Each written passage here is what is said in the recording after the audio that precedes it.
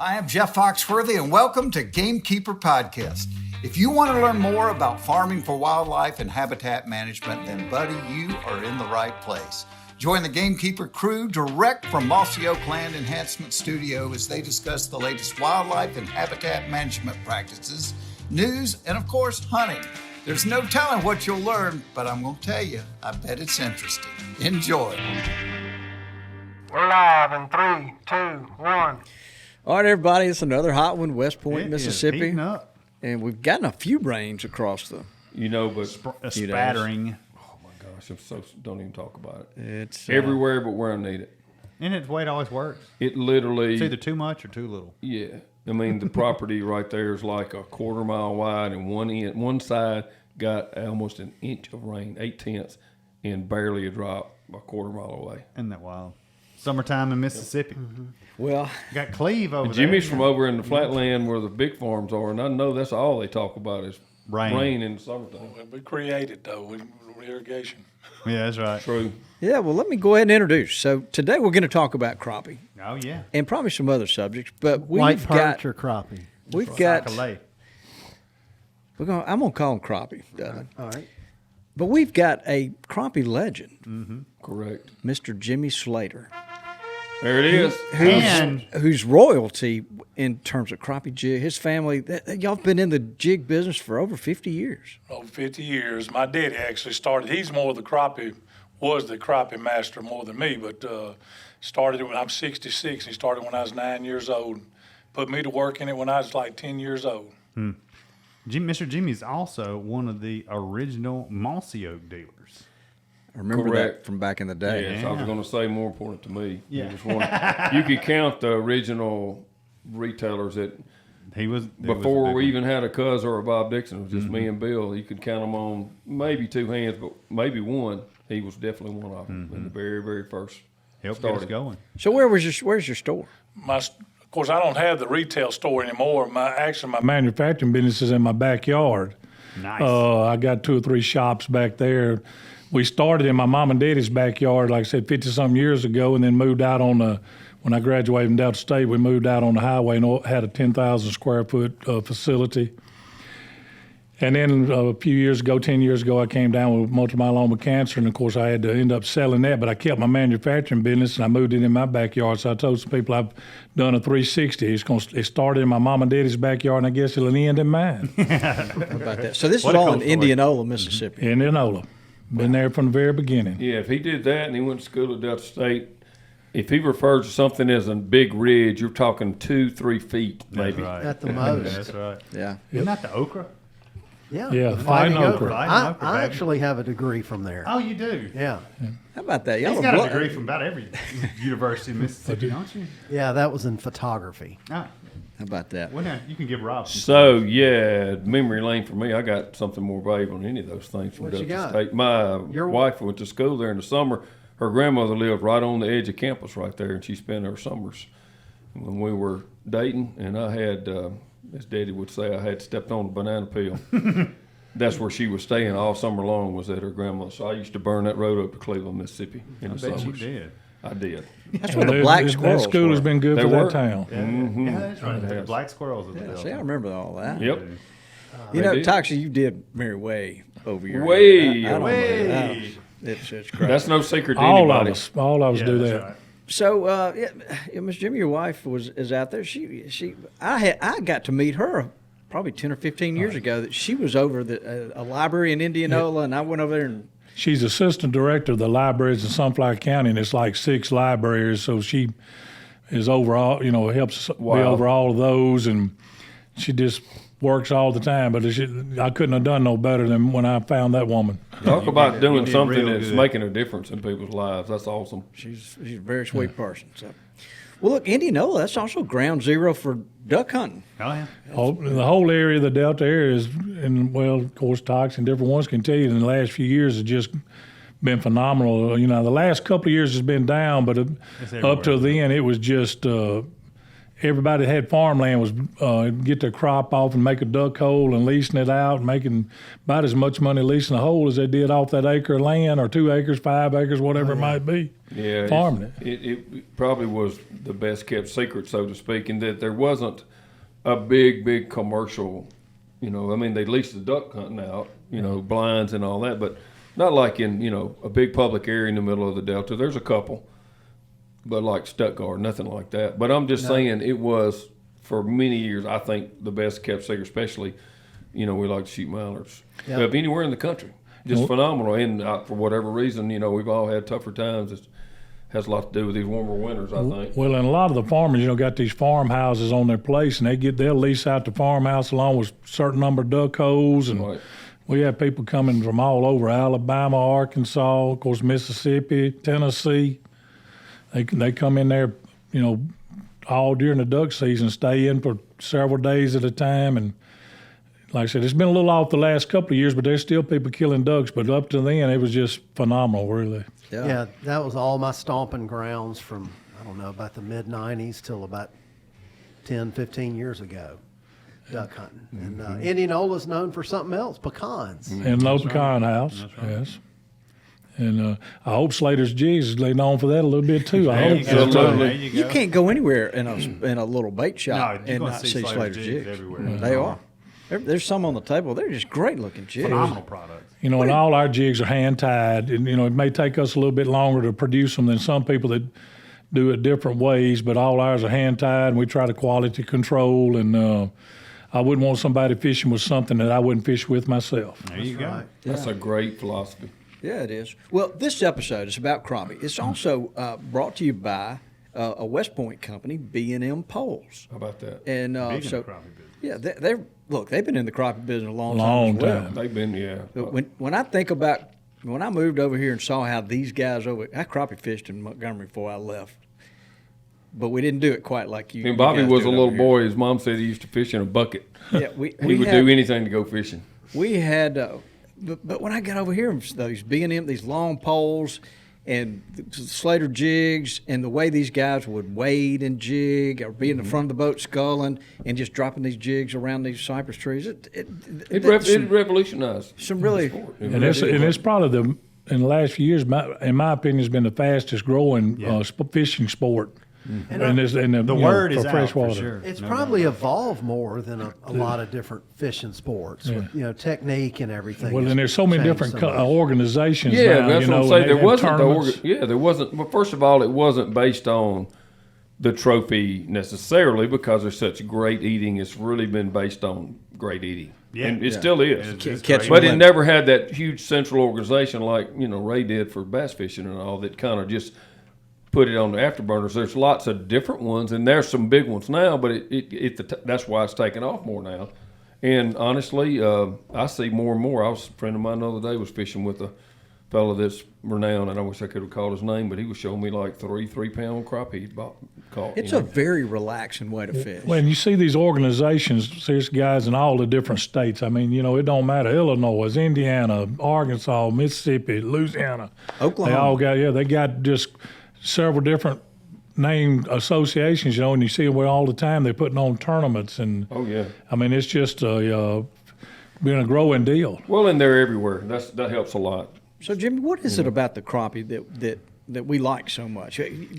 I just said it. Is it? It's one of the better eating fishes. That's right. you Fry ever So eat. good to eat. Fry 'em up. Yeah. And then it's just a good, relaxing, fun sport to do. It can be frustrating at times. Sometimes you have to chase them a little more than maybe you want to, depending on the time of the year. But you can just, most lakes you can somehow or another usually find a few crappie to catch on most days. Well, so let's go. But you point that out. So we're right on here on the heels, the Mississippi Department of Wildlife, Fisheries, and Parks. You got it Look at right you, this time. Bobby. Yeah. Proud of you. 200 episodes in. has just amended some of the limits They have. across the state. And can you talk about that a little bit? Well, it's 5 basic places that they have amended the limits. Of course, like your oxbow lakes that are fed by the Mississippi River and all, they're going to stay the same. It's like if you can get to your lake like Lake Whittington over at Benoit. We go by the Arkansas or Mississippi, whatever the greater amount is. You know, Mississippi is 30. And I'm not sure if it's still 50 or 30 at Arkansas, but in the Barnett, not the Barnett, but the Enid, Sardis, Arca Butler, and Grenada, starting July the 24th, the limits are going to be dropped from 15 crappie per fisherman to 10. And they got to be 12 inches or longer. And if you're in a boat with another person, you can catch 20 unless it's 3 people in the boat. And there's 3 people in the boat, the limit's only 25 for the whole boat. Mm-hmm. And Lake Washington and Glen Allen, Mississippi, they're dropping their limit from 30 to 20 with 11-inch or bigger deal. And I mean, it's just one of the reasons, of course, there's so much pressure put on them right now. There's so more and more people every day. I mean, you can just look, boats and all, the people going fishing. I mean, it's just so much more pressure than used to be put on the crappie. You know, we was talking about those organizations. Of course, I'm changing this up, but they'd had a crappie organization in the 70s for 1 year that my daddy was a part of, and a gentleman that was director of the Game and Fish, his fishing partner, Billy Joe Cross. They had 6 tournaments. Plus, at the 7th tournament at the end of the year, Grenada, there was a state championship. And they won 5 of the 6 tournaments and only lost 1 of them by 2 ounces, then won the state championship. And, of course, then it folded up. But since then, it's been so much better job done at getting these organizations started and going. And they're getting great sponsorship back then. It was hard to find sponsorship. You know, people said, the bass fishing was so big, and it is a great thing, bass fishing, but it was just hard to find the sponsorship to keep it going. But now you got people like B&M, which you mentioned. You got all kind of companies that are stepping up. So that's the reason it's much stronger now. I don't have the data, but it sure a little bit. It just seems like also, the events since, say, the 2001, even 9/11, but especially like COVID. More and more, it's just turning people to the outdoors. Mm-hmm. And I'll be honest with you, it's so much easier for a non-outdoors person to enter fishing than it is hunting. Mm-hmm. And so, there's just the great thing about there's so much great public fishing. Yeah. And so I think it's turned people to, and of course, the more, like you talked about, the more people are finally doing it, it's kind of like a exponential division, or something grows, or whatever, binary fission, or whatever. And it's just more to do it. The more that breeds someone else doing it, or somebody will take someone and introduce them to them, and it's gotten to that point where the locked sign of it is when you're having to start to levy, better regulations at these lakes. That tells you that a lot of people are fishing, which is a good thing, honestly. Mm-hmm. And it tells you that our state is looking out for the resource. So maybe they fuss about, can't catch but 10 instead of 50, whatever. But guess what? We're looking out for the resource, and I'm a fan no matter what when that happens. And, and it's good for, like, our grandchildren and all. Absolutely. They're going to have something when they get there. And, when people – I was a firm believer that when people first got into crappie fishing or several years ago, it was so much cheaper to get in it than bass fishing. Not to be negative about bass fishing, but your boats were so much more expensive. And, of course, now it's got a lot higher tech. And, you don't get into it as cheap as you used to, but you see more and more and more – they don't back up. You're looking, they got 115 horsepower, 150 horsepower motors on the back of the aluminum boats, and got whether they spider rigging or tight lining, and got the high-tech instruments on the boats, the electronics have changed. It's crazy. The Furminator is the industry's most versatile piece of food plot equipment, allowing plotters to do every step of the process, working the soil, adding seed and soil supplements, and compacting, from start to finish with a single implement. It's hassle-free by design. Set it for the seed size and simply drive the tractor, and the Furminator does the rest. Check it out at thefurminator.com. Hey, this is Toxie Hayes with Mossy Oak. Hunting and fishing, gamekeeping, and taking care of the land with my family is my life. And I'll be honest with you, the one app that I'm on every day and use more than anything is OnX. It literally has changed my life. From property ownership to roads, everything to do with understanding the land better. I even use it to plot acreages all the time. Every function I could dream of. Use coupon code Mossy Oak to save 20% on your next OnX subscription. Trust me, you'll be so glad you did. What are you hearing about live scopes? Is that what's leading into this? Well, there's been some articles that a lot of people, that's what they're saying, has kind of brought the limit changes on, because they're, and I'm not being negative about live scopes. I don't want anybody to get me wrong, but, they're able to zero in on them more. You don't have to, like I got a friend that was just telling me the other day what he likes about his live scope. He can pull up to a brush top or a piling or whatever. He drops that live scope before he ever grabs his pole. Whereas I don't have a live scope, I'm gonna pull up there and grab my pole to see if fish down. They drop that live scope, and if it's nothing there, they pick it up and they go on to the next one. They ain't even put their pole out until they see the fish. So it helps you zero in on the fish a lot, but it also, there's a lot of fish taken and caught not, within the limits. And so that's the reason they're lowering the limits. I think that they're still going to be able to catch their limits. They're still going to be able to carry their 2 or 3 people out there and catch their 25 crappie instead of 40. That's what it's dropping to, from 40 to 25. Honestly, though, with the thing about crappie are so prolific, because it's always been hard for me to believe they would we'd fish it so hard that you'd have to limit people, because they're so prolific, and of course the sequence of the spawn ahead of the bass and all helps them. But honestly, with that heavier fishing pressure, and that's just me, but it feels like with the heavier fishing pressure and then the advent of these management regulations, we're going to see even bigger crappie, because they're going to eliminate an overpopulation, but they're going to limit how many we take, so there's probably going to be more food for the ones that are left. And I bet I don't know what the record is now, but I bet we start shattering some records. Well, the record has stood for a long time. 66 years. It's called an Enid Lake. Wow. 1957. Wow. And I did not know that. Yes, 5 pounds, 3 ounces. That's Good right. grief. By Mr. Bright, I think. And I tried to look up the world record. It's very confusing because It there's a lot is of the 5-pounders. But it is the actual recognized world record that what I can find out. But now, you got all these different categories too. People don't realize this, but you got the white crappie, then you got the black crappie, and we even have in Mississippi the magnolia crappie, which I don't know if y'all know that, but the magnolia crappie is a hybrid crappie that's raised in the hatcheries, that is put into like small lakes, like the record right now is actually on hybrid magnolia crappie. It's been caught out from Cleveland, Charlie Capps Lake. Right. You can put them in smaller areas, because what Todd said, I think, was talking about just a second ago, if you don't do that and you put them in a small area, they produce so fast, you're going to have a lot of overpopulation of small crappie. These are sterile, right? Right. They cannot rebreathe. They cannot reproduce. So they get lots bigger. They'd be good in a pond, then, I suppose. And so we have a magnolia record, that's Barry that has people don't commented realize. Before, if I wanted to go that route, he would recommend maybe the hybrid. And a man from Cleveland has got that record. In fact, I got it. I used to fish that lake. It's 4 pounds. No, excuse me. That's the black crappie. The Mississippi crappie record is 3 pounds and 4 ounces. So that was caught in Charlie Capps. So I bet you there's been a bigger than 5-pound crappie before, but you can think back in time, 40 years ago or more, if somebody caught a crappie over 5 pounds, they weren't waiting away. They were headed to the frying pan. I did find a guy in Tennessee, and they had him, a guy in Knoxville. Lionel Jam Ferguson, caught a 5-pound, 7 ounce in a private pond. In a private pond, right. Yeah. And he had caught one that was right at 5 pounds and ate it.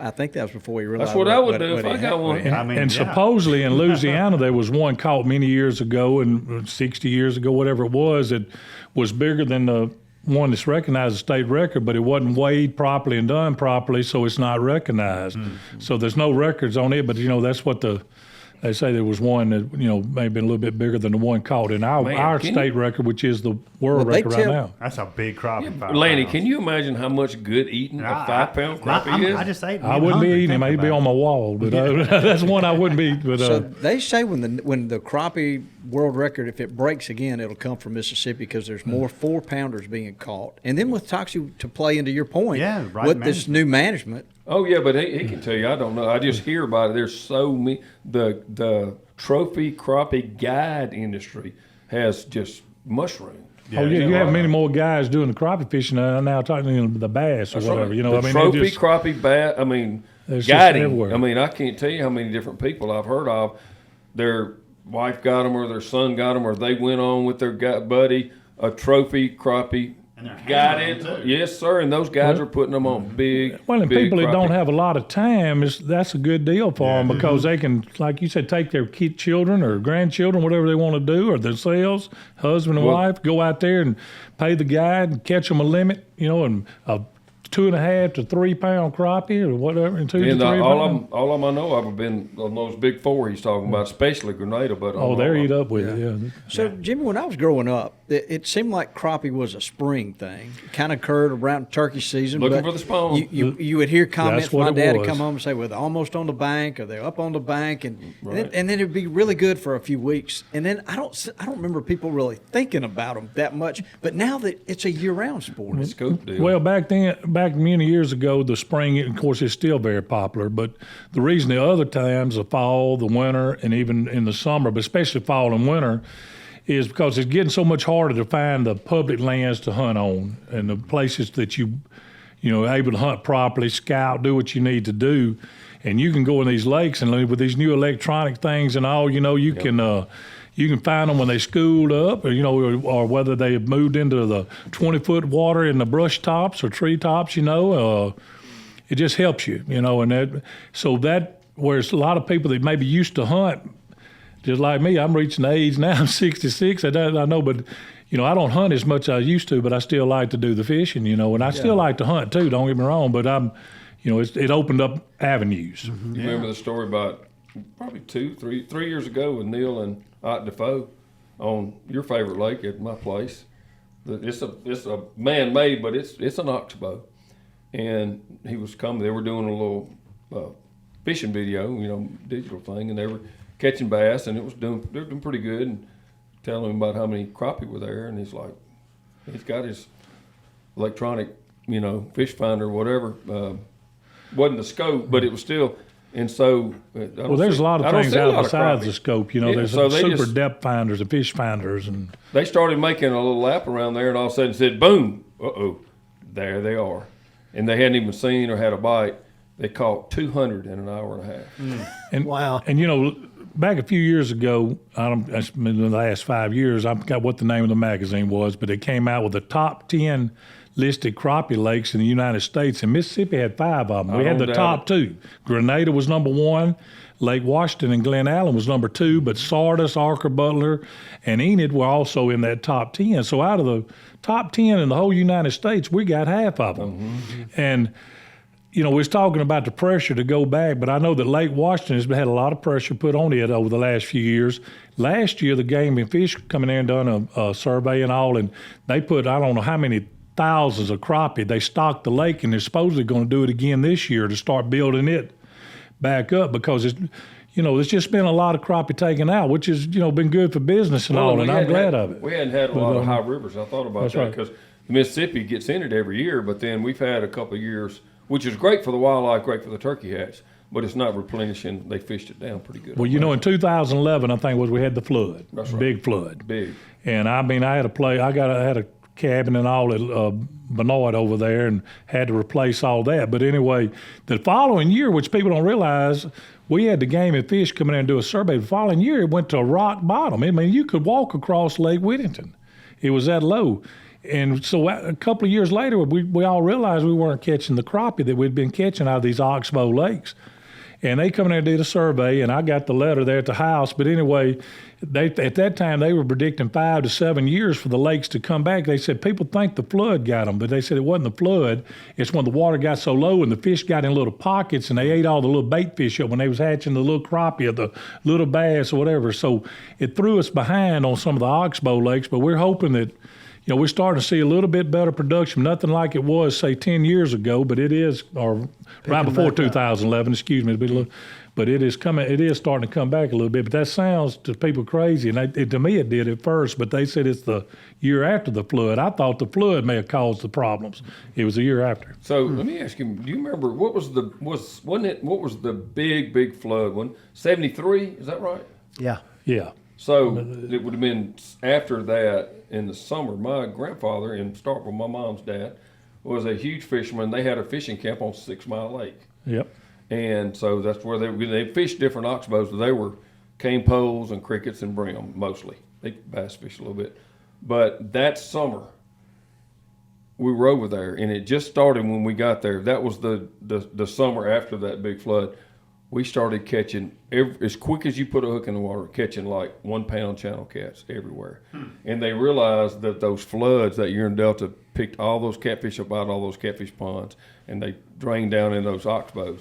And word got out, and it was, you would not believe the people fishing and filling up ice boxes with channel cats back then. That's funny. But it was and crazy. Now they say that this is not affecting the fish any, but these lakes, especially these oxbow lakes, are slap full of carp. I mean, the carp are running. You can be going down in your boat, and they'll jump in your boat. It'll be you a mean 15 the pound. Asian carp? Yeah, there'll be a 15, 20 pound crappie. I mean, a carp jump in your boat. I had one jump in there a couple of years ago and broke poles, and before you could get him out, they're so strong. But I don't know whether possibly some of the vegetation. I don't know the research on that, whether they're hurting with the vegetation. They say they're not, like eating the baby fish or crappie and stuff, but I worry that they may be eating a lot of the vegetation that those fish have been They've used to just eating. moved in the last few years. Yes. We've seen them up north. And Yeah. They are coming down that Mississippi River. Every time you got them floods and stuff up north, you get your fair share of the carp coming out. I didn't know we had them already. Oh, Lord. Lanny, did you have a question? Well, at lunch we were talking. I love hearing stories about how things got started. Can you tell us a story about your dad and how he got started? Yeah. Well, my daddy, which was Eddie Slater, and he worked for Mississippi Power and Light, which is now Energy. He climbed light poles for 26 years. Wow. But he had a love for fishing. He was raised on the Sunflower River, and he used to catch minnows and sold them, and he commercial fish, caught catfish, and sold them as a young boy, and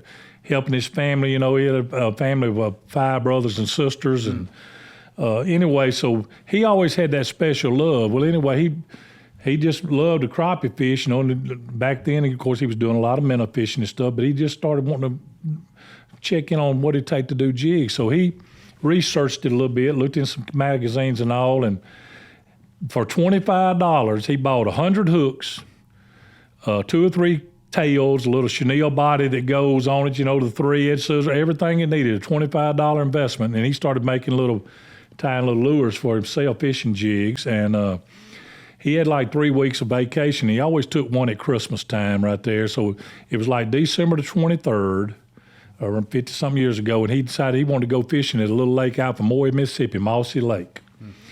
And when he goes over there, there's 2 boats. There's 2 trucks there with the boats. Well, one of them's loading up, actually, when he pulls up. And Daddy knew them all, and he was sitting there talking to them. They said, Eddie, you're wasting your time going out here. We've been out here over 2 hours and hadn't got a bite. He said, well, I've made these little old jigs, that I've been wanting to try. And he showed them to him. He said, I'm going to go out there and fish around a little bit anyway. So he unloaded his boat, of course, and went out, and he saw the other boat there, and he pulled up beside them, knowing them, and was visiting with them, and they told him the same thing. You're wasting your time. We hadn't had a bite in 2 hours. Said, we finna load up and go home. He said, well, once again, I'm going to just try these dudes. And they were just a little ways apart, and he takes his pole and jig, and he throws it over the side of the boat and sticks it on his leg, because he was going to just troll around and go fish with 2 poles, up under his legs off the front of the boat. Before he could get the second pole out, true story, they doubled over, and the guys in the other boat kind of laughed, said, you done got hung already. And he reached and grabbed that pole and pulled it out. It was slab crappie.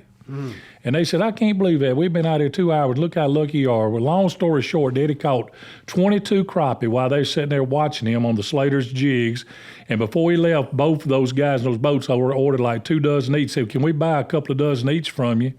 So that's kind of where Slater's jigs started. And then he'd tie up jigs and had a little cigar box, and when he was working with the power company, he'd carry them with him every day. And when they went to lunch break, whatever restaurant they was at, he'd sit there and, especially in Enola, had a couple of restaurants they'd always go to eat lunch, and he would sell them things out of his cigar box. But even before that, That's a great story. Even before that, a couple of years before he got in the jig business, which a lot of people don't know this, we were in the worm business. We raised Slater's Wigglers. We had 7 big worm beds. It was 55 worms to a box, and we would count out worms all week. And then on the weekends, my dad and I were very close, and I still miss him so dearly today. But anyway, I fished with him all the time, and we would take off, and we had a little route we'd run through Greenville, Mississippi, and Glen Allen.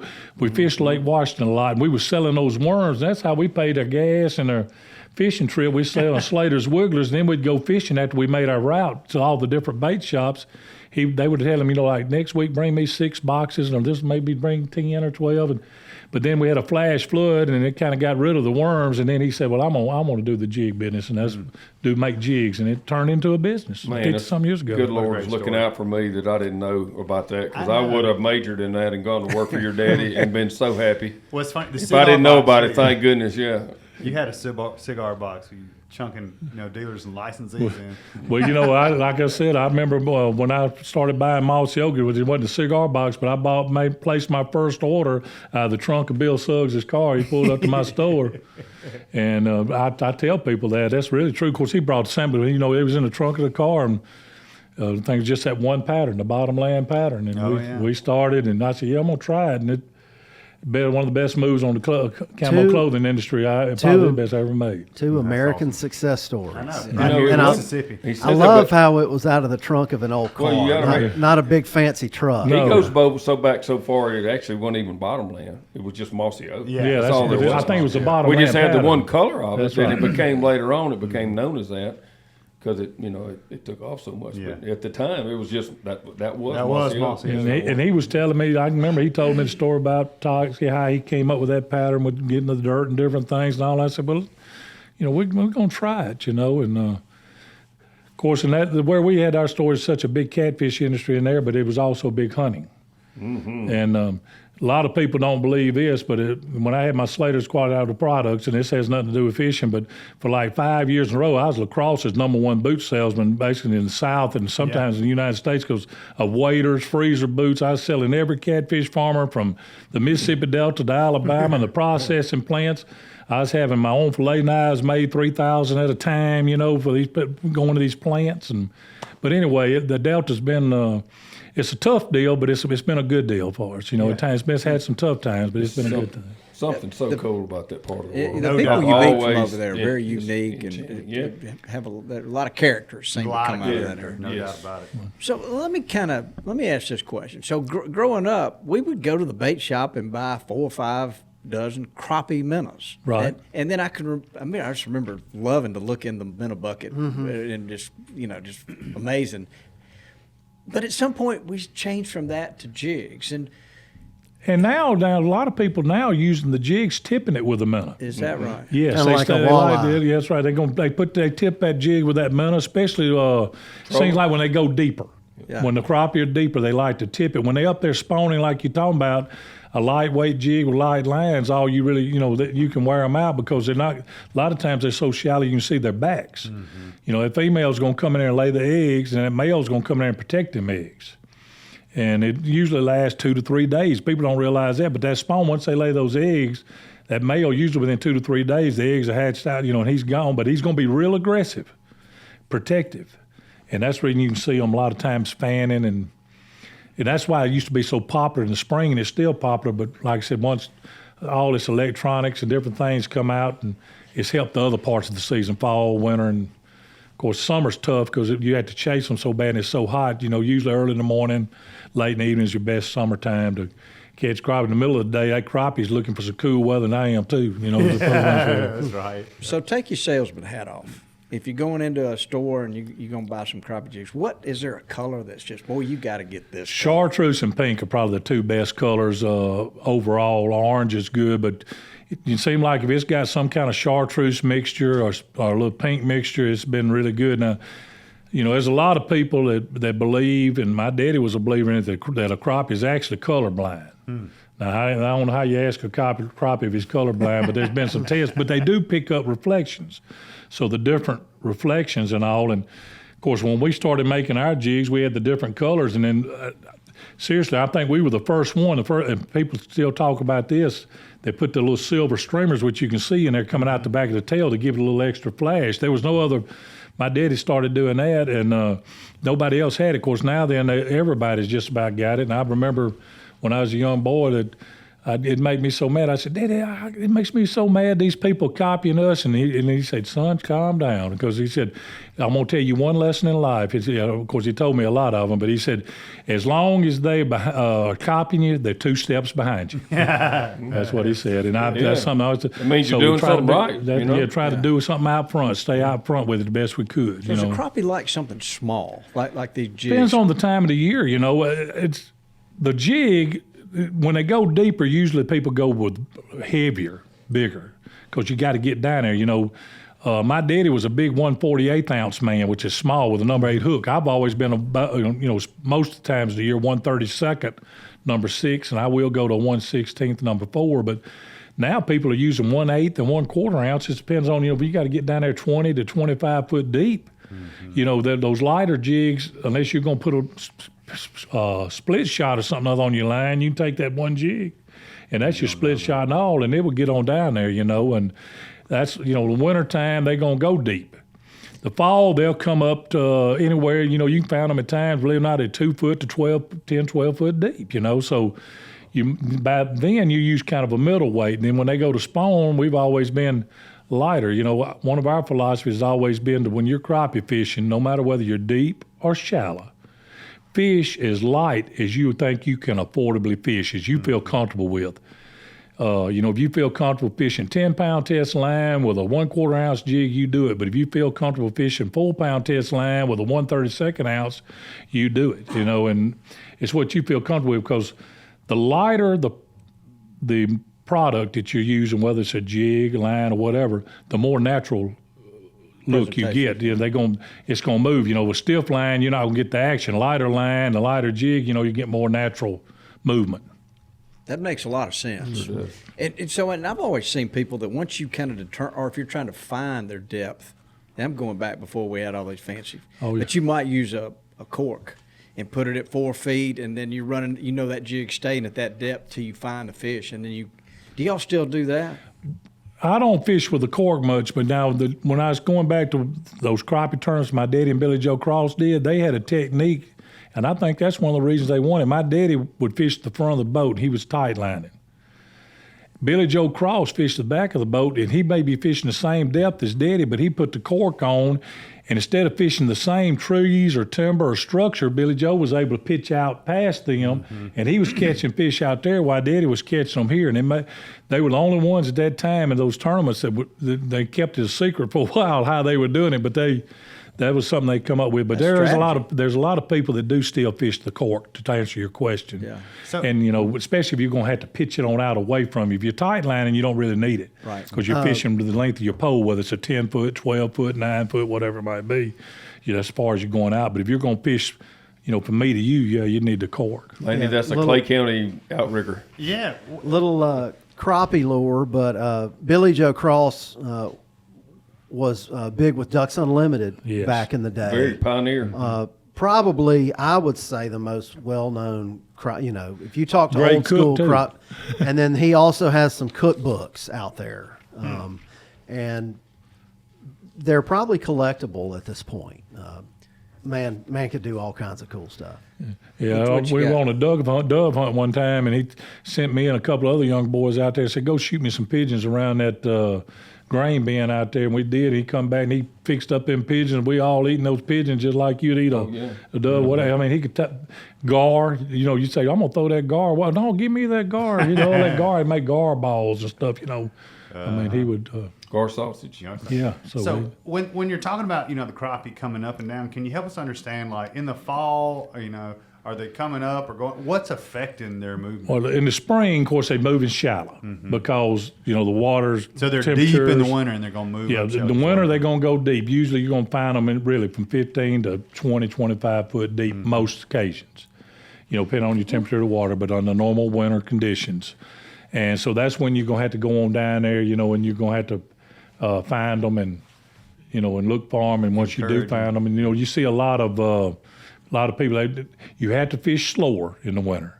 The crappie are not very aggressive in the winter. That's probably their slowest time for aggressiveness. So you have to fish slower. You have to be patient, but you're going to have to fish deeper. Then in the fall, as the water starts to warm up a little bit, they're going to come up. They may be, like I was saying earlier, they could be anywhere from, depending on the water temperature, 2 foot to 10 or 12 foot. So you're going to kind of medium size your lures or your bait, of course. And live bait is real popular then, and that's when a lot of people may use a straight minnow. They may tip a jig with a minnow or whatever, and you'll see them basically trolling and looking for them, because the fish in the fall will school up a little bit better. They're chasing the bait fish. So if you can find them in those schools, you can catch them a lot easier. In the spring, of course, they move shallow when they're getting ready for the spawn and all. Now the summer, that's a little bit, always to me, it's been a little bit tougher. You have to chase them a lot more and kind of find them, because they're looking, they don't want to go deep yet, they're real deep, but they want to find some of the cooler water and structure under brush piles, things like that, maybe that where it'll be a little cooler. Mm-hmm. And then I know I'm not a very good crappie fisherman, I think, because of my hook set. I've always heard paper mouth and you're not setting the hook right, Lanny. Help me understand the proper way to do that. Well, it's hard for me to say. I've just done it. I just feel that bump and just kind of just give it a little nudge, and it's going to automatically, because their mouths are kind of, it's going to set that hook. And I recommend, of course, a lot of people don't like to do it, but it's getting more and more popular to net your crappie, because they won't pull out of their mouth. Get them up to the boat, put that net on them, get them on in the boat. Because their mouths aren't drawn. Of course, the white crappie's got the bigger mouth. It's going to be longer in its front with a bigger mouth. The black crappie's got a little shorter snub nose and a smaller mouth. Gotcha. But they both, you just have to, it's just a feel thing, Lanny. I hate to say it, but you just don't want to rawhide them. That's my problem. Lanny's rough on everything. Yeah, you just got to you got to be delicate. You got to kind of let them just come into you, and that's the reason so many people now, their poles are much more limber maybe than they used to be, because they can just kind of pull it in, that pole just bends and comes right in there with them and ease them in there. See these people? When the clock strikes 5, it's not the end. It's just the beginning. They have to do these things. They have to do those things. Enter the all-new LS Tractor MT2 and MT2E, a relentless force of innovation. Redesigned with a new hood and cab built for comfort and visibility, with enhanced lifting capacity to get the job done. Making these people the ones everyone else calls those people. Visit your local LS Tractor dealer today. Moultrie was first in feeders since 1979 and is the leader in total game management. They're taking feeding to another level with the new Ranch Series line of durable and versatile feeders, perfect for both wildlife and domestic livestock. So Dudley, you can feed your goats. Whether you're a deer hunter, a hobby farmer, a land manager, or a rancher, Moultrie has you covered with several kit options, including a rotating auger, broadcast, or a gravity kit. And these feeders are 300 or 450 pounds. They're big feeders. All right, so guys, Moultrie is offering our listeners a 15% site-wide discount at MoultrieFeeders.com. Use code Mossy Oak with a capital M, Mossy Oak, at MoultrieFeeders.com and get that 15% discount. Jimmy, when some of these podcasts kind of take you down memory lane, you start thinking about things. But when I was really little, there's a lake over in Alabama called Lake Martin. It's a really deep lake. The Tallapoosa River dam was dammed. It created this big lake. And in the summertime, in the heat of the summer, this time of year, my dad would take me over there with another fella, and we'd anchor out in some deep water, and they'd have a Coleman lantern and set that Coleman lantern right at dark and turn it on. And it would just attract all kind of insects. But about 10 o'clock at night, you would look and there would just be this bait ball underneath that lantern. Well, crappie are big night feeders. They love the darker days in the summer's good. Yeah. Darker water. Well, and so, once it would take several hours for this phenomenon to occur, but once that bait ball started spinning, right, and then those crappie, I guess, would move up and start feeding on it. That's and right. Catch a limiter and be home about daylight. Like I said, and that makes sense because, like I said, to repeat myself, crappie are big night feeders. They like that darker water, darker thing. They love to feed at night a lot. Wow. Going back to, I'm going to ask you a couple questions about minnows, then we'll move back on to, you're a jig guy. I don't want to offend you. But growing up, I can remember hooking them through the lips, and boy, and they'd pull out of the lips. You'd tear the lips off after a while, and then I'd try hooking them through the top of the back a little bit. Is there, which would you prefer if you were going to fish? I usually hook them through the lip. I like to, hook them through the double lip, but of course, I don't just fish the minnow by itself. Being a jig man, I will at times tip my jigs with a minnow, but I like, when I do use a minnow, I go through the lip. Yeah, well, I definitely think jigs are the way to do it now. And I'm just these colors, these patterns that you guys have, and this mylar that's in them, they are super. I can see how underwater they would be. Like I said, the reflection is that silver streamers deals. Those 2 silver streamers really give you a lot of extra action in it, And like I said, all hours we still hand tie 'em. I got women all over Indianola that are tied hooks for me, and I just pay them by how many they get tied, and they bring them in once or twice a week, and just keep us going. And of course, we tie there at our office. You ever heard of anybody using unborn calf hair? That's what this is, kiptail. Is that so? How do you get unborn calf hair? Well, when you're eating Veal. they breed, supposedly, well, I've been always told by the people, they breed these cows from the milk. And then when they have the baby, as soon as the baby's born, of course, they going to process it, and they go and cut that tail before it has time to curl up and get all knotted up. And, of course, the reason you do these colors, the only color that actually would die is the white of a calf. We get tails that may have, 2 or 3 inches of black or brown on it, and then the rest of it would be chartreuse or orange or pink, whatever it might be, because that's the part that was white. And, the closer it gets to the end, the longer the hair gets. So we use the long hair for the bigger jigs, and then we'll save the black or brown, and we use when we're doing blacks and browns, trying to.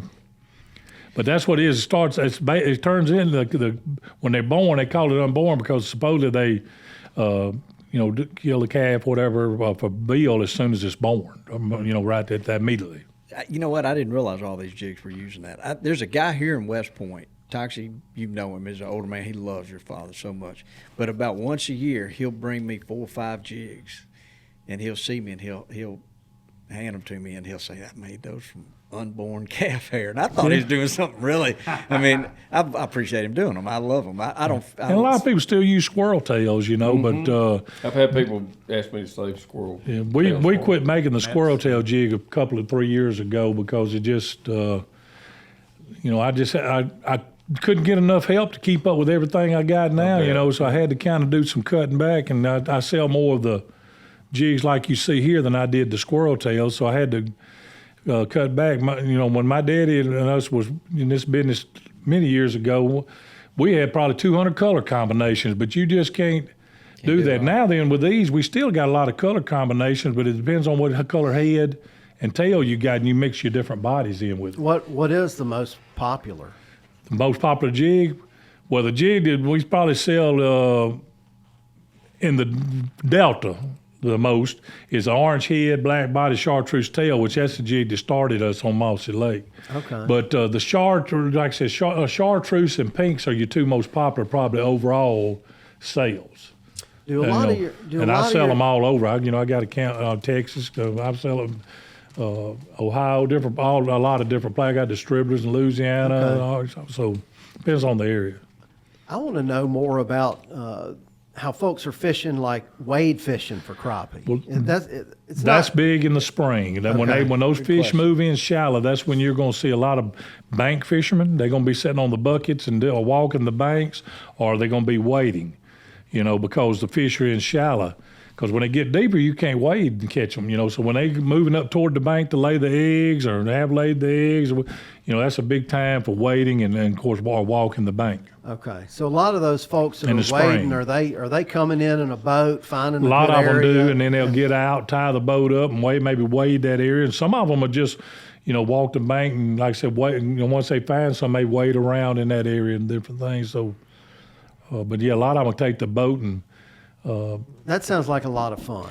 I did it years ago. I can't do it no more, but I did it years ago, and it is fun. Fishing for crappie. Now that would be a sport. You can probably get to places where you can't get in a boat. You can. Sometimes it's very shallow areas. Like if you remember earlier, I was talking about sometimes you see their backs and all when they're fanning. Well, they really shallow then, and a lot of times the wading is the easiest way to get in there to them. And on these more popular lakes, just say it's on a weekend. I mean, has it gotten out of hand, or there just boats everywhere? Yeah, on well, there's top a lot you, of boats, and of course, then you still got some of these lakes, with your skiers and your pontooners and all. You just have to find your spot and see if you can locate them. And once you do, just stay in there with them. But you're gonna have that because boating, and especially in the spring and summer, is just so popular, not just for fishing but for joy too. And, All the more reason to be out there right at daylight too. Yeah. Skiers don't get up Because at middle of the daylight. day, they're going to have all the ski boats. They're going to be skiing and inner tubing and all that. Jet skiing. That's Lanny. Lanny likes to fish off his jet ski. Hey, I don't jet ski now. Don't put me in that category. So you call them crappie. Yeah, in Louisiana, they call them sac-a-lait. Where do they call them crappie? How about white perch? That's all I've White ever heard. perch. Just some people call them crappie, don't they? They may do it. I've always just heard of it. Crappie. And in the South, like I said, in Louisiana, the sac-a-lait or either white perch. But there may be some areas they may call them crappie. I can't say they're, I'm going to say the gold standard is crappie. Crappie. Yeah. Do y'all ever fry the eggs? No, I don't. Yeah. But people do, don't they? I think a lot of people eat fish. Another conspiracy by the wayside for Bobby. Can you tell the difference between a white crappie and a black crappie when you're eating it? No, you can't tell the difference. To me, you can't, but you can tell the difference when you catch because it. one of them's going to have vertical markings, and the black crappie is going to have more specks on him. Okay. But one of them have horizontal. I can't remember. I got the notes here. I look at stuff so much, but that the black crappie will have a lot of black specks all over it too. So let me ask you a jig question. Okay. So these jigs I'm looking at on the table don't look like they would move much water. If that jig's down at 4 feet and it doesn't look like You have to jig it. But I've seen some jigs that have like a curly tail that I'm thinking would displace a little water. Maybe did crappie not want that? That's right. The plastics. That's a good thing too. That's what you're talking about, I believe, is the plastic tails on the jig head. There's all kind of different. Say there's split tails, there's curly tails, What do there's you single prefer? tail. What do you think's the best for crappie? Of course, I'm the hair jig man, but we have started manufacturing some soft plastics as well because I believe you can't be so hard-headed that you're not willing to change. So. Yes, correct. I love the old school look of these hair jigs. Well, it takes, like I said, it takes a little longer to do them, but we try to quality control, once again, everything that we do. Not saying that other folks don't, but, I want it to be where I want it to be my materials that I buy, that I use, myself. And I'm not going to put something off on, once again, somebody else just because maybe I can buy it a little cheaper and I buy the better stuff maybe for me. I'm going to do it for the same for everybody. And that's interesting. When when you buy one of those, you were just talking about it. You got folks in the community making them for you. That's really cool. You're supporting everybody. Well, they do the tying and we put the bodies on them. Okay. I tell you, shop. This is really unusual in a lot of ways. I'm sure Toxic may have some people because I know Lanny's been with him a long time. But I got one lady been with me 41 years, going on 42. And I've got a lady who's been with me for 41 years, going on 42, but that's my wife. Yeah. Well, this lady, just like I'm God here bless today, her, but too. I left her at the shop, and I know that she's going to get my orders out. She knows how to do it all. Of course, my daughter-in-law works for me too, but one of my daughter-in-laws. But this lady's been with me 41 years, going on 42, and I've never had nothing but full trust for her, and she's learned how to do it all. I think you need to write. What's her name? Give her a shout out. Her name is Clemetta Williams. Lametta Williams. And she, we call her Clemmy, but she can do it all. And she's, I tell people she's my right arm. In fact, my daddy used to pick at her. Said, Clemetta, he said, one of these days, if we ever get rid of Slater's jig, he said, me and you gonna walk out this door at the same time because she's been with us so long. Wow. I said, what about me? He said, well, you can come with us. But anyway, but we're still going. And I'm gonna say that's more about make America great again than all this talk would be about it. Oh, 100%. Think about what all he's doing and keeping it local and all. That's really we cool. cannot get too much of that in this country. No doubt about it. So, Jimmy, there's so many different ways to do this, but one thing we hadn't talked about is this. It seems like it's gotten really popular. Is this spider Spider rigging is basically what I used to call trolling. Of course, you got a lot more poles out maybe now than we used to. But they got poles all over the front of the boat. Of course, if they long lining, they out the back of the boat. That's what they call long lining. How many lines would they have out from the boat? A fisherman is limited, like on these reservoirs, now to 4 poles per person. Now, That's amazing. They have to limit.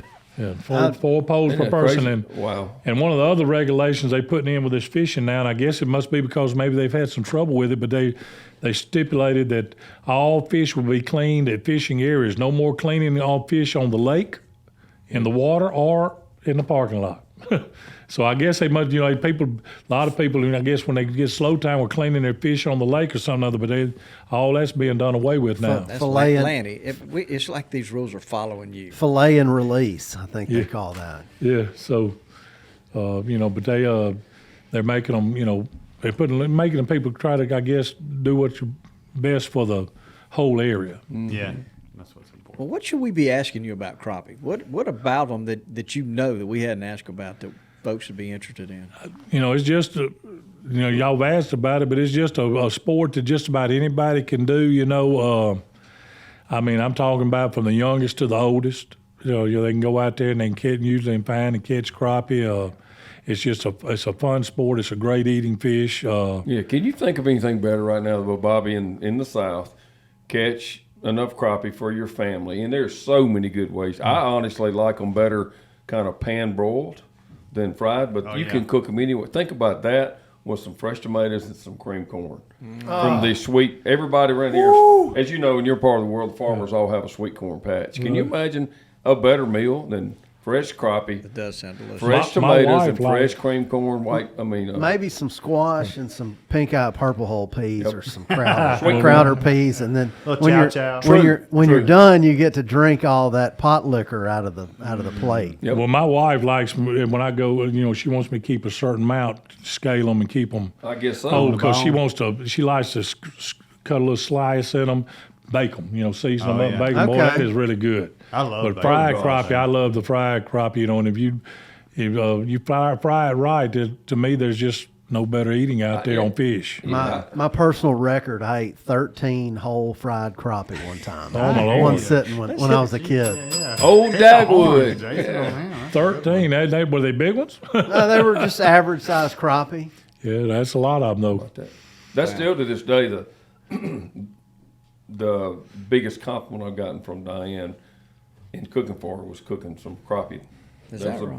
Best tasting fish she'd ever had. So good. And a plug out that I like, of course, it's a plug for Slater's jigs, I guess, but so many of our products, not besides our jigs, are made right here in Mississippi. I own I've shown y'all a boat paddle mold with 3 different size plastic boat paddles that float and all. And that's I own the molds down there in Jackson, but I own that mold. I own.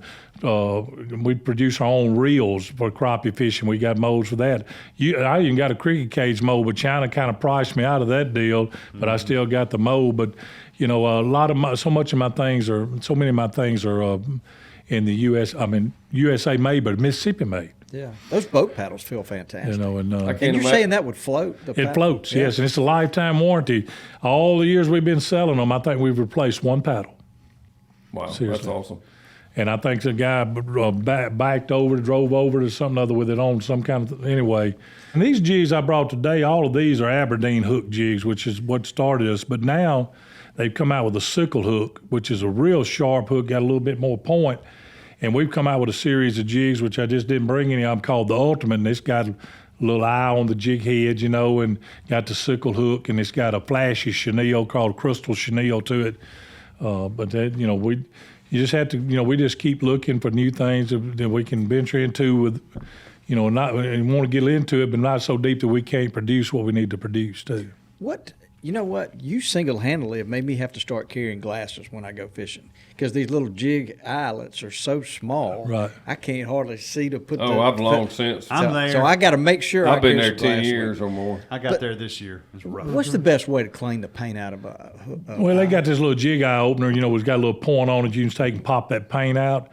And we call them quick clips. Some people call them fast knots. It's a little curly little thing we tie onto the line. And you snap your jig in and out real quick, and it keeps your jig set and horizontal. And that's another thing people don't know. You don't want your jig, when you're jig fishing, to be just laying down vertical. Have you ever seen a minnow or anything swimming with its tail down like that? They're going to swim, vertical. And so you want to, that keeps them vertical. But if you tie it directly to your line, you want to put the kind of knot in it where you can keep it tight, keep your jig setting up there, because that's more lifelike. Right. And makes a lot of sense. That's Yeah, a good tip right there. Hey guys, Dudley from Gamekeepers here. I want to tell you about the all-new Gunner Dog Bowl. It's designed for home and built for travel. It's customizable, leak-resistant, light on weight, solid on durability, and rust-proof. Like other Gunner products, they're made in Nashville and designed for everywhere. This is Lanny at the Gamekeepers of Mossy Oak. I've been shooting Nosler bullets as long as I've been wearing Mossy Oak. Nosler ballistic tip ammunition is made for knocking deer down right where they stand. Nosler's famous ballistic tip bullet is the key. It has controlled expansion and bone-crushing punch to turn a whitetail's lights out. Bring home more deer this year with ballistic tip ammunition from Nosler. Buy now at nosler.com.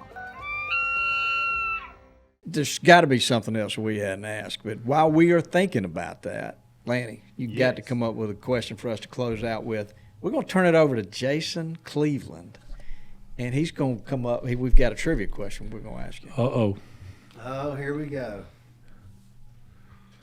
Today's trivia is brought to you by Sheffield Financial. Explore swift, effortless, and convenient financing for power sports, outdoor power equipment, and trailers, fueling your pursuits in hunting, fishing, and gamekeeping. More details at sheffieldfinancial.com. That's scary how much he sounds like Richie. Pretty good, isn't it? So look, Wow. one of our actually 4 of our listeners. We've had we've had some people leave reviews lately. 4 people. Asif has been generous and has given us 4 Companions T-shirts to give away to these 4 people. All right, so it's Tucky 08, Per Dog, T.S. Walters, and Ford Ellington. So those guys have won some. They've won a companion T-shirt. Just let us know. Just email Dudley, and we'll get that taken care of. That's right. They just want a gem of a T-shirt, I can tell you that. So you've got a chance to win a Companion's button-down shirt, Mr. Jimmy. And I got a feeling you're going to nail this one. So. I don't know. Styling. I say he gets it no matter what. All right. Prior to 1980, crappie were considered a commercial species in 2 lakes in the United States: Lake Okeechobee in Florida, Reelfoot Lake in Tennessee. The crappie that were harvested from Reelfoot had to be processed through a check station system. Before each fish could be sold to a restaurant, it had to be tagged. On what part of the fish was the tag applied? I would have to say the tail. This is a pretty tough one. Yeah. I didn't, but it's a piece of these things are collected now. It's a memento. So think about your answer a little bit. You might have answered the list a little bit too quick, but they attached it to the whole fish. The fish it hadn't been cleaned, but it was attached Behind the dorsal fin. And they collected these things. They were metal. They kind of look like a bolo that would go on a tie. In the old days, Tox, remember when you used to wear a bolo tie? Oh, sure. But so back in the early 1900s. You're moving in the right direction now. Where you want to put this tag on this fish? I mean, this is a In tough the mouth. question. I guess if it's a metal, I would have to think it would go in the mouth. That's Probably. exactly where it goes, in the lips. Look at there. But people collect these things now, and they say Reelfoot Lake. Does it look like a duck band or something? Well, I could show you. I started trying to tell Jay we could put on the television, but it was Well, a lot complicated. of these lakes now are putting that catch and release Yes. thing on behind the dorsal fins up under it. And then when you catch them, they want you to release them. They put them back, and if you catch them, and that's got that on there, they'd like for you to release them. I'm sure some don't, but that's what they're doing it for. So it's interesting that prior to 1980, that these 2 lakes, it was a commercial fishery, and you could go in a restaurant and order crappie. Well, and there's always been some speculation in the last few years, whether it's true or not, that a lot of our crappie in Mississippi are leaving, and once they're caught in Mississippi, and going to states where they can sell them. And, so that, because, Mississippi, you can't sell a crappie to a restaurant. I've heard lots of stories that they're caught and hauled to Chicago. Yeah, some people, I've seen them at these lakes where they come stay several days, and I've actually seen this where they'll have a deep freeze in the back of their truck. filling them up. I don't know how many they catch. No longer with the new bag limits. That may be another reason why they put that in place. It may be so because they, in a lot of these lakes, they're saying, well, they're taking all these crappie, they catch them. They're not eating all these crappie. They're taking them up north and selling them the states that you can sell them in. But I've never been to where you can sell a crappie. I've never eaten a crappie in a restaurant. And I don't know that I would because I'm gonna eat the one I like to cook. Yeah. Well, all right. Well, you won your shirt. That's just so guys can look for that little. You might be able to find one of those things and the collection. Well, that's interesting. I didn't realize. I'll show you a picture when it's over with, and we'll post it on our Instagram so people can see this. I'm surprised someone wouldn't get into so good that someone wouldn't get into farming. I guess it's got to be efficient enough, but you would think because a lot of times we've learned in other species. I remember just like we talked about the oysters, but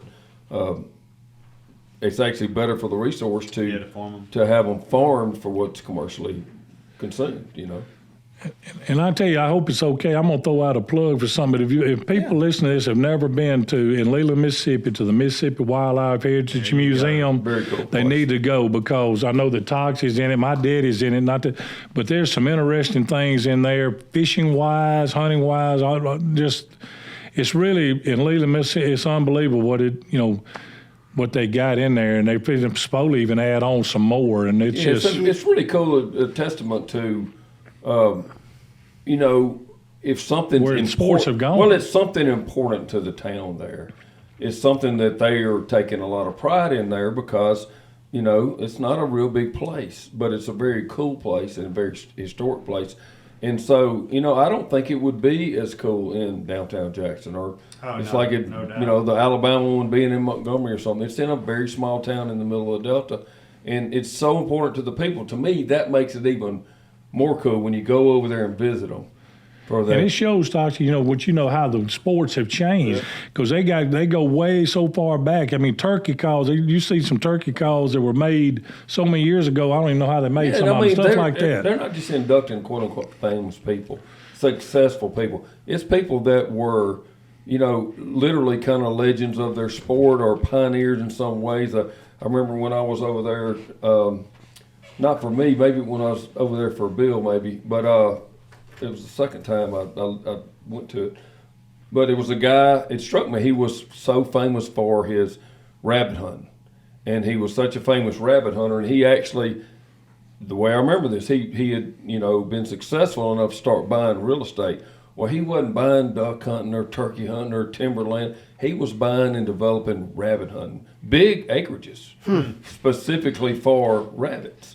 And, hosting hunts and I thought that was so cool. They were recognized. I mean, people that were legendary. Squirrel hunters would be in it. Yeah. And they have the story behind it and everything. It's not just selecting someone's buddy. And it's very, very cool. And they got a room that's got like old boat motors and boats in it, 3 horsepower motors that, which are unheard of now. I mean, when I was growing up, if I had a 9.5 horsepower Johnson, I had something. Yeah. And now then, if you ain't got about a 50 horsepower bigger on your boat, you get left behind. But it's just changed, revolutionized. The Mississippi Delta has a lot to offer. You got that Hall of Fame museum. Right down the road, you got the Disney Museum.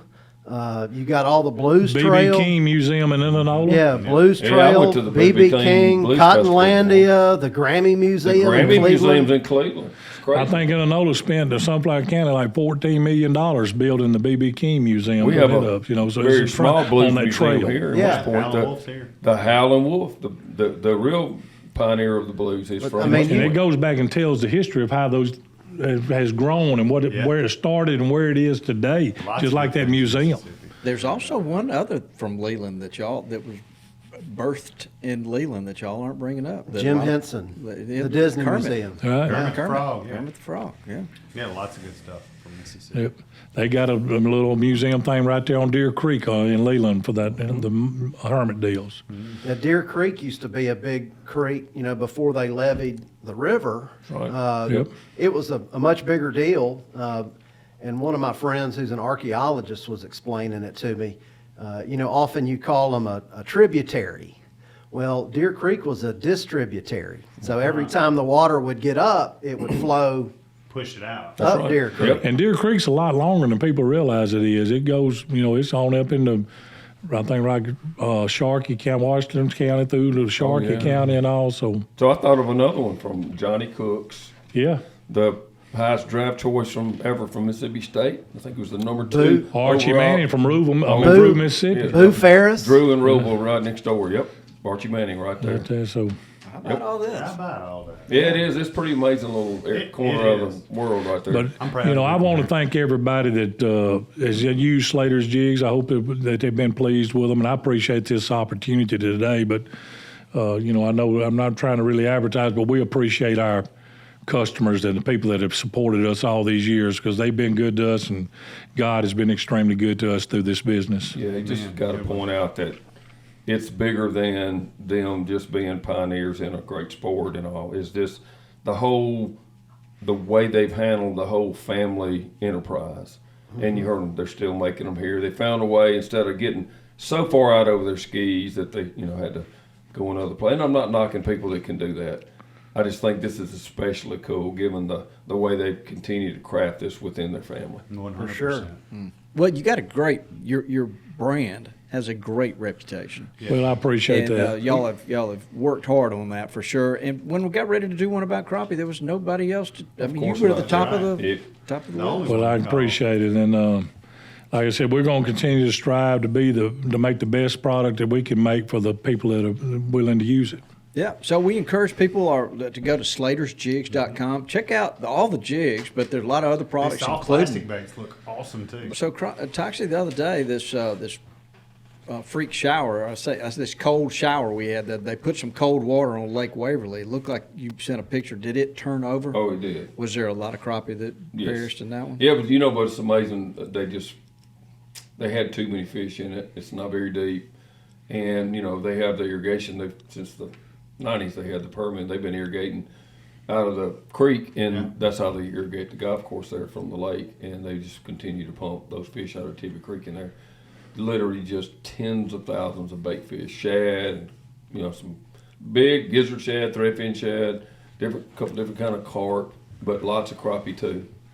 It was pretty sad, and I think they were wondering why the other lakes didn't turn over. It was largely because they were just, just like we talk about a piece of property and the deer and everything. There's a carrying capacity to everything, and they have exceeded their carrying capacity. So it was much more vulnerable to a sudden rain. We didn't really have a giant rain, and here's the thing: they had 12 aerators already in place to try to prevent that, and it still turned over. Mm-hmm. But they lost several over 10-pound bass. I'll tell you something else I'd like to, these rule changes on the crappie limits and sizes and all. I know some people are happy with it, maybe some are frustrated, but I encourage people, let's give it a little chance. Yes. Let's see if these biologists are hitting on a target here that's going to work, because after 2 or 3 years, this thing could change and it could go back to 30 or whatever. They're trying to preserve, and we need to all, as outdoorsmen and fishermen, understand and be patient enough to see if the process is going to work. Just like, sometimes in coaching, you got to let a coach, kind of see if his process is going to work. That's Right. And you need to, I'm not saying it's the best thing. I'm not saying it's the worst thing, but it's something they feel like they need to do. So let's be willing to kind of give it a chance to see if it works. He is, I like it. He is That's- singing out of my book right That's there. the attitude to have, for sure. Just for an example, I can remember back to the days Mississippi was the first state to make it illegal to shoot a jake. Mm-hmm. Very controversial. Yep. But, and the biggest outcry was from people relegated to not really having a place to go and only can hunt public land. And man, oh my gosh, people were so mad. But in short, within about 2 years, the quality of hunting on public land just quadrupled because of a little restraint. Right. And once we got past the first year, and of course they made an exception, kid, could kill one under 15. Yeah. So you took care of that too. Anyway, just like you said, be patient and let's see, because they're going to do what's best for the sport and the resource both. And if it doesn't help, they'll go back to doing something Well, different. just like at Lake Washington, they stocked some last year, and they're going to bring supposedly some more in this year. And they may do this in some of these other areas too, so we got to give them a chance to let's get it back up to where it was 4 or 5 years ago, maybe.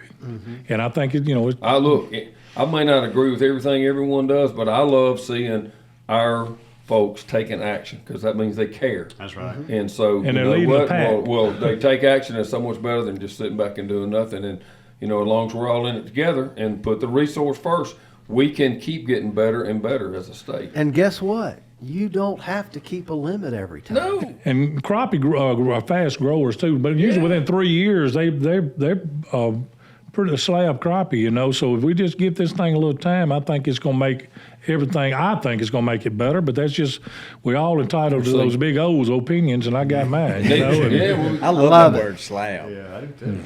Slab. You want to go fishing. It has an H in it. Slab. Slab. That's right. Well, Jimmy Slater, Slater's Jigs, we sure, man. I thank y'all. I really do. We were thrilled to have you. A long-time friend of the Mossy Oak. Yeah, no doubt about it. A long time.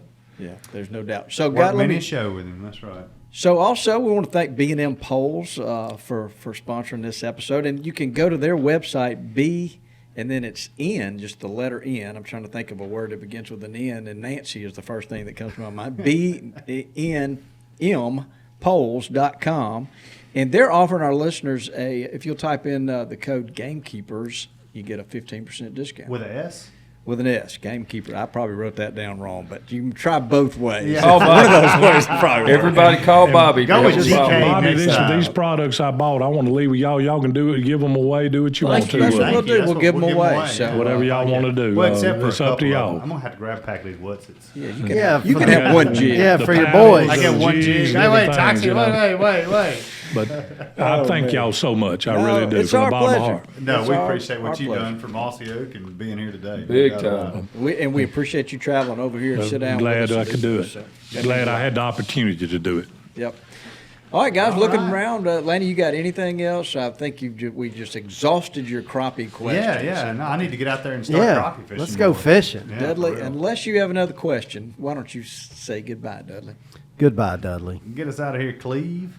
Thanks for tuning in to this week's episode of the Gamekeeper Podcast, and be sure to tune in again. Subscribe to Gamekeeper Farming for Wildlife magazine, and don't miss the Mossy Oak Properties Fistful of Dirt podcast with my good buddy, Ronnie Cuz Strickland.